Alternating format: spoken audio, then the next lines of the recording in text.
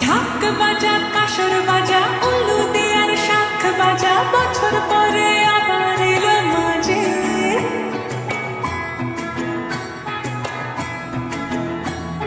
পুজো